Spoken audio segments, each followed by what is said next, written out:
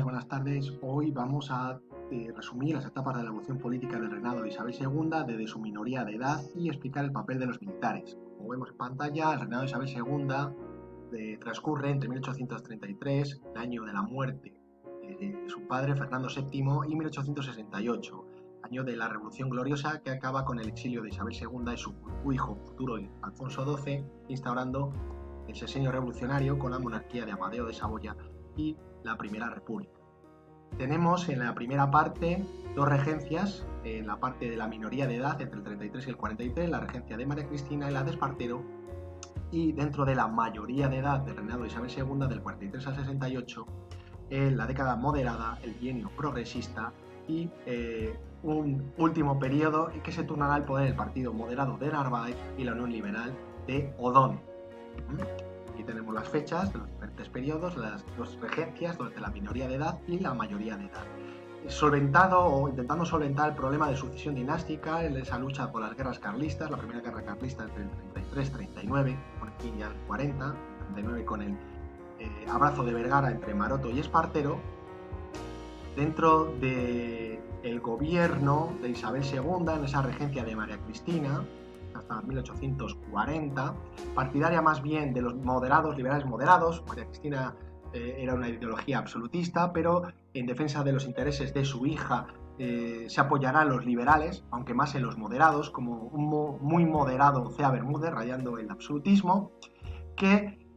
concederá o tendrá pocas concesiones hacia los liberales. No quiera llevar a cabo ningún tipo de reforma política, ni convocatoria de cortes, ni nueva constitución, lo que hará que caiga su gobierno y sea sustituido por otro moderado, otro dociañista, Martínez de la Rosa, que será el creador de este estatuto real, esta carta otorgada, que tiene como modelo la de Luis XVIII de Francia, en el cual será bastante moderada, creando un parlamento bicameral entre próceres, constituidos por alta nobleza y clero, y procuradores, con un sufragio censitario muy restringido del 0,5% de los ciudadanos. No aparecían derechos fundamentales ni tampoco ningún tipo de soberanía nacional, lo que hacía que los liberales progresistas estuvieran en contra. Este enfrentamiento entre liberales y moderados y progresistas suscitó una serie de movimientos juntistas progresistas que exigían mayores libertades, una nueva ley electoral, y que terminaron en una serie de revueltas, de quema de conventos, fábricas, como la Bona Plata, la primera fábrica en España que utilizó la máquina de vapor. Con estos gobiernos estas revueltas hacen que lleguen al poder los liberales progresistas, entre ellos el gobierno de Mendizábal, que comenzará la famosa desamortización, con un intento de mejora de la hacienda, de la lucha contra los carlistas y fidelizar a los nuevos propietarios con el régimen liberal. Sin embargo, María Cristina siempre favorecerá a los gobiernos moderados y será Istúriz quien sustituya a Mendizábal, lo que provocará dentro del ala progresista del ejército una revuelta de sargentos en la granja que hará que continúe el poder Mendizábal y continúe el restablecimiento de la Constitución de Cádiz. La desamortización Mendizábal la conocía como desamortización eclesiástica, ¿vale? Y la suprime los mayorazgos y los derechos jurisdiccionales. Durante esta regencia de María Cristina, como hemos dicho, siempre hay un giro hacia esos liberales moderados y se creará la Constitución de 1837, inspirada en la de 1812, con una soberanía nacional compartida, un Senado conservador y con un sufragio menos restringido que el que proporcionaba el Estatuto Real de 1834. ¿Vale? La regente intenta pedir esas reformas de esos gobiernos liberales progresistas, y habrá una serie de movimientos juntistas que le darán el poder a Espartero, un héroe de las guerras carlistas, ese abrazo de Vergara. No hay que olvidar que se tendrá el título de príncipe de Vergara y que comenzará su regencia entre 1840 a 1843, prosiguiendo la desamortización de Mendizábal y también creando leyes más progresistas como la ley de ayuntamientos, las cuales no sería el gobierno quien designara los representantes de las localidades, sino que serían los propios ciudadanos de cada vecindad. Ante ya la inminencia de del crecimiento de Isabel II se la declara mayor de edad en 1843. Con lo cual pasamos al siguiente periodo, que comenzará con la década moderada. Como se dice en el estándar, la importancia del ejército va a ser fundamental a partir de este siglo XIX y sobre todo tras la Guerra de la Independencia, ya que la mayor parte de los próceres y líderes de los partidos políticos van a ser militares, que además se sustentarán en golpes de Estado, en pronunciamientos que cambiarán el signo del gobierno según los diferentes periodos. Por lo tanto, el ejército será fundamental en la historia de España a lo largo de estos siglos XIX y XX y de su importancia en los diferentes gobiernos y los diferentes pronunciamientos que cambiarán gobiernos y acabarán con unos gobiernos y otros, y algunos de ellos terminarán en dictaduras, ¿de acuerdo? Y tenemos estos tres periodos de la década moderada, el bienio progresista y el final del reinado, con Narváez, partido moderado, Espartero, partido progresista, y tenemos la Unión Liberal, que estaría entre media de los dos, de O'Donnell, más cercano al moderantismo de Narváez. En esta década moderada, entre 1843 y 1854, se ponen las bases del sistema liberal. Lo primero que hace este partido moderado, liderado por Narváez, es la Constitución de 1845, con un sufragio censitario menor que la del 37, 1% de la población, la religión católica como religión oficial, el mantenimiento del culto y el clero, una soberanía compartida entre el rey y las cortes, con grandes facultades para el rey, como la disolución de las cortes o el nombramiento de ministros, y un amplio poder para el ejecutivo y disminución del legislativo. No hay que olvidar que esta es la constitución moderada por excelencia, y la supresión de la milicia nacional, que se había incorporado en 1837 y creada en 1812 con la constitución de la Pepa. También un acuerdo, un concordato entre la Santa Sede y el gobierno liberal, en desacuerdo con las desamortizaciones de Mendizábal, en la cual se declaraba la fe católica como única verdadera, se subvencionaba al clero y se reconocía el patronato religioso por parte de la monarquía, protegiendo también a la Iglesia y reconociendo la posibilidad de la enseñanza por parte de la Iglesia. Va a ser importante para poner las bases del Estado, con esta organización administrativa, con la reforma de la Hacienda, con una contribución directa del ministro Alejandro Montt, con una reforma de la educación, con la ley de instrucción pública, con la ley Moyano,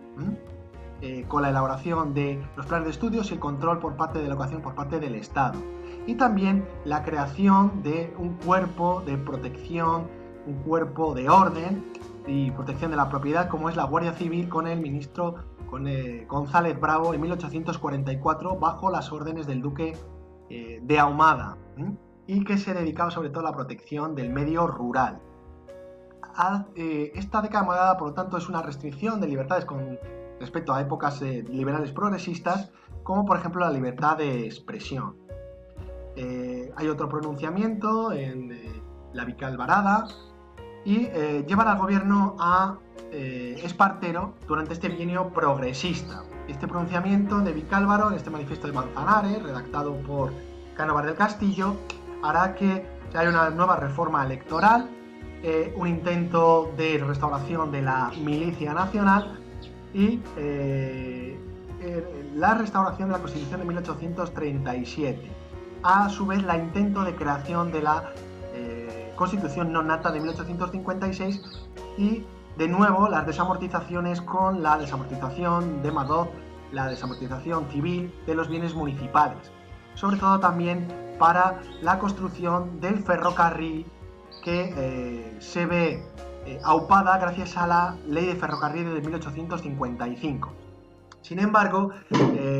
tras las crisis en el gobierno, con una serie de crisis económica y el abandonamiento de trabajadores, no hay que olvidar que estamos en los años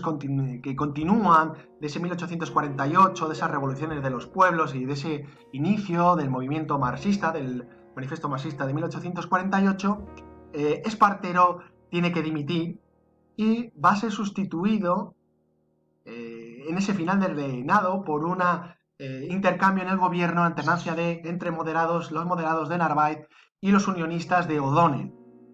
que van a volver a restablecer la Constitución de 1845 y van a intentar de conseguir un prestigio a nivel internacional con expediciones en Marruecos, en México y en Santo Domingo, ¿vale? Sin embargo, una profunda crisis económica con quiebras bancarias y cierre de empresas hará que estos gobiernos, también un periodo de inestabilidad, un intercambio entre estos dos grandes líderes, que sean los que sustenten a Isabel II en el poder, que morirán entre el 67 y el 68, y eso procurará lo que va a ser la Revolución Gloriosa del 68. Bueno, habrá una serie de intentos de restauración de un régimen progresista, y como el de los cuarteles sargentos, el cuartel de San Gil, de los sargentos del cuartel de San Gil, que serán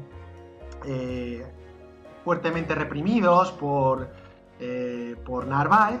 pero sin embargo la oposición a esta monarquía de Isabel se organizará ya con el Pacto de Ostende en Bélgica, estos progresistas, parte de unionistas y demócratas que querrán destronar a Isabel II, y que aprovechará la muerte de los adalides de Isabel II, Narváez y O'Donnell, para la revolución de 1868, la denominada Gloriosa, llevada a cabo por Prim, Topete y Serrano, y que acabarán con la monarquía de Isabel II en este 1 de septiembre de 1868, y que nos llevará al periodo de Amadeo y de la Primera República. Por lo tanto, este reinado de Isabel II, para recapitular, lo dividiremos en dos grandes etapas: la minoría de edad y la mayoría de edad. Lo vemos aquí, mayoría y minoría de edad, hasta 1840, de 1833 a 1843, la mayoría de edad del 43 al 68, con María Cristina como regente hasta el 40, de Espartero del 40 al 43, la década moderada del 43 al 54, el vino progresista del 54 al 56 y el final del reinado, sobre todo con el gobierno de la liberal y de los moderados. Y la importancia del protagonismo del ejército, con los pronunciamientos, el cambio, el signo de los diferentes gobiernos y los militares como adalides de los diferentes partidos políticos y protagonistas de la política española del siglo XIX y XX. Espero que con este vídeo os sirva para repasar y para resumir este periodo de la historia de España, muy importante y olvidado en otras épocas históricas.